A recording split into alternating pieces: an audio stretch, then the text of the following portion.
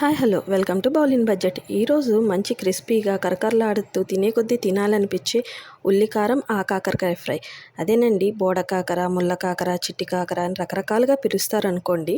ఎలా పిలిచినా నోటికి రుచిగా ఉంటే అదే చాలు. ప్రాసెస్కి వస్తే సింపుల్ ఇంగ్రీడియంట్సే. కడాయి పెట్టి ఆయిల్ వేసి తరిగిన కాకరకాయ ముక్కలు, 2-3 మిర్చి, సరిపడా ఉప్పు వేసి ఒకసారి కలిపేసి మూత పెట్టేయండి. ఇక్కడ నేను 500 గ్రాముల కాకరకాయ తీసుకున్నాను.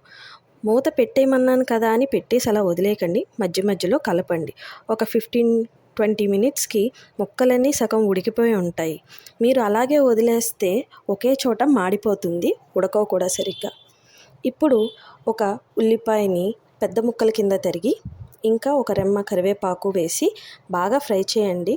ఇప్పుడు నుంచి మనం మూత పెట్టనవసరం లేదు. మూత పెడితే ముక్కలన్నీ మరింత మెత్తగా అయిపోతాయి. మనకు కావాల్సింది క్రిస్పీ ఫ్రై కాబట్టి ఇంకా మూత పెట్టాల్సిన అవసరం లేదు. మనకి క్రిస్పీ సౌండ్ వచ్చింది చూసారా, ఆల్మోస్ట్ అయిపోయినట్టే. ఫైనల్గా ఉల్లికారం కోసం మిక్సీలో ధనియాల పొడి లేదా ధనియాలు, 1 స్పూన్ జీలకర్ర, సరిపడా కారం వేసి ఒకసారి గ్రైండ్ చేసేయండి. ఇప్పుడు ఒక చిన్న ఉల్లిపాయ, ఒక చిన్న ఫుల్ వెల్లుల్లిపాయ, ఒక రెమ్మ కరివేపాకు వేసి 2-3 పల్సెస్ ఇవ్వండి, సరిపోతుంది. ఈ వెల్లుల్లి కారాన్ని క్రిస్పీ అయిన కాకరకాయ ముక్కల్లో సమానంగా ముక్కలన్నిటికీ పట్టేలాగా వేసి ఒక్కసారి కలిపేసి మూత పెట్టకుండానే వదిలేయండి. ఇంకా స్టవ్ ఆఫ్ చేసేయండి, అంతే, అయిపోయింది.